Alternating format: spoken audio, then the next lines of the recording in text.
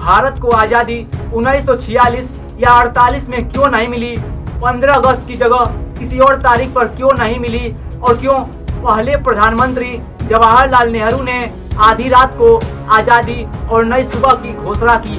हर साल आज़ादी का जश्न मनाते हुए या आज़ादी की कहानियाँ किताबों में पढ़ते हुए क्या कभी आपके मन में सवाल आया है कि भारत को आज़ाद करने का दिन, साल और वक्त ब्रिटिश हुकूमत ने कैसे और किन कारणों से तय किया था? ऐसा नहीं था कि यह तारीख नियति थी और एक बार में ही तय हो गई थी। अगर नेहरू की मंशा के अनुरूप तारीख तय हुई होती तो शायद हम आज 26 जनवरी को स्वतंत्रता दिवस के रूप में मना रहे होते। अगर भारत में आखिरी ब्रिटिश वायसराय माउंटबेटन की पूरी मर्जी चल गई होती तो शायद भारत अपना स्वतंत्रता दिवस 30 जून को मना रहा होता। फिर आखिर क्या हुआ कि ये तमाम तारीखें बदलकर एक नई तारीख चुनी गई, और क्यों? आइए शुरू से कहानी शुरू करते हैं। चलिए सबसे पहले जानते हैं कि 26 जनवरी क्यों हो सकता था स्वतंत्रता दिवस। कांग्रेस के अध्यक्ष के तौर पर जवाहरलाल नेहरू ने 1929 में पहली बार ब्रिटिश सरकार से पूर्ण स्वराज की अपील की और स्वतंत्रता दिवस 26 जनवरी को मनाने की घोषणा की। यही नहीं, 1930 के बाद से इसी तारीख को हर साल स्वतंत्रता दिवस मनाया भी गया, लेकिन यह तारीख भारत के वास्तविक स्वतंत्रता दिवस में तब्दील नहीं हो सकी। इसलिए इसे बाद में गणतंत्र दिवस के रूप में सुरक्षित किया गया, जब 1950 में इसी तारीख पर भारत का संविधान लागू हुआ। चलिए अब जानते हैं कि 30 जून कैसे होती स्वतंत्रता दिवस की तारीख। भारत को आज़ादी देने की पूरी कार्रवाई के लिए आखिरी वायसराय के तौर पर ब्रिटिश हुकूमत ने माउंटबेटन को नियुक्त किया था। माउंटबेटन ने एक मसौदा तैयार किया था जिसे जून 3 माउंटबेटन प्लान के नाम से जाना जाता है, और इसमें प्रस्ताव था कि ब्रिटिश हुकूमत 30 जून 1948 को सारी शक्तियां भारत को हस्तांतरित करें, लेकिन उस वक्त के भारतीय नेताओं के साथ इस प्रस्ताव पर सहमति नहीं बन सकी और ये तारीख बदली गई। चलिए अब आपको बताते हैं कि क्यों नहीं चला माउंटबेटन का जून प्लान। जब माउंटबेटन ने 30 जून 1948 को भारत को आज़ादी दिए जाने की बात कही तो तत्कालीन नेताओं ने इसे बेवजह की देर माना। चक्रवर्ती राजगोपालाचारी ने कहा था, तब तक शक्ति बचेगी ही नहीं तो आप हस्तांतरित क्या करेंगे। 1946 से 1947 में देश की जो परिस्थितियां बन चुकी थी उनके लिहाज से राजगोपालाचारी का यह वाक्य इतिहास में अमर हो गया और माउंटबेटन को अपना फैसला बदलना पड़ा। दूसरा प्रस्ताव तैयार किया गया जो ब्रिटेन के हाउस ऑफ कॉमन्स में 4 जुलाई 1947 को चर्चाधीन रहा और एक पखवाड़े के भीतर पास हुआ। इस प्रस्ताव में भारत को आज़ादी देने की तारीख 15 अगस्त 1947 मुकर्रर की गई थी। 1946-47 में पूरे देश में खबर फैल चुकी थी कि देश को आज़ादी बंटवारे की कीमत पर मिलेगी। इसके चलते देश भर में तनाव और दंगों का माहौल बन चुका था। वावेल वायसराय हुआ करते थे जो हालात पर काबू करने में नाकाम रहे।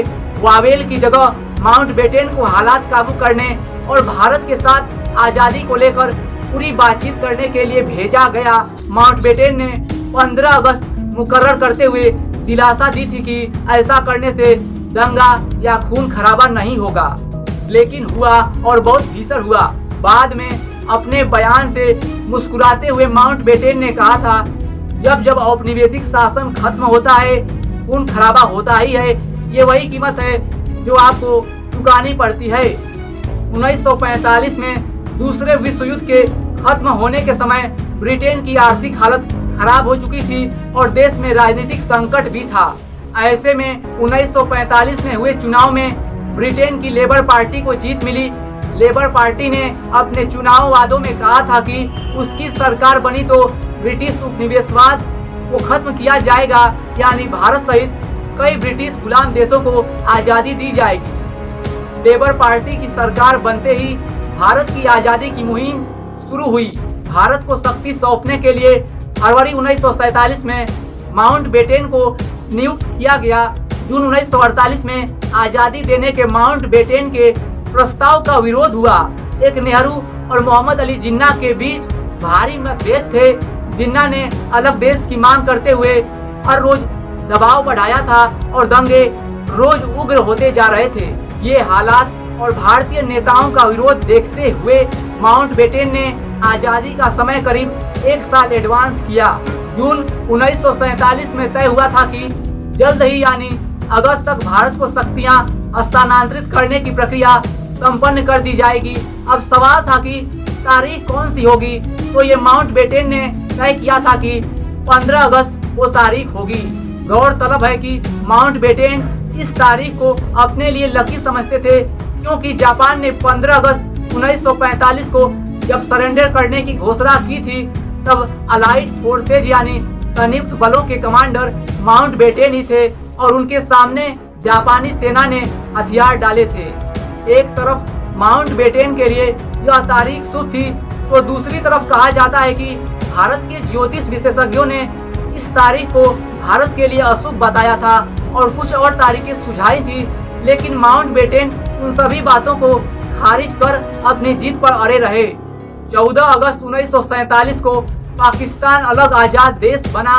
14 व 15 अगस्त 1947 की दरमियानी रात 12 बजे नेहरू ने ऐतिहासिक भाषण देते हुए अंग्रेजी राज से भारत की आजादी का औपचारिक ऐलान किया। जैसा कि ज्योतिष विशेषज्ञ मान रहे थे कि 15 अगस्त की तारीख भारत की कुंडली के हिसाब से शुभ नहीं होगी, इसलिए ज्योतिषीय गणना के हिसाब से एक शुभ समय निकाला गया जब भारत एक स्वतंत्र राष्ट्र के रूप में घोषित हो।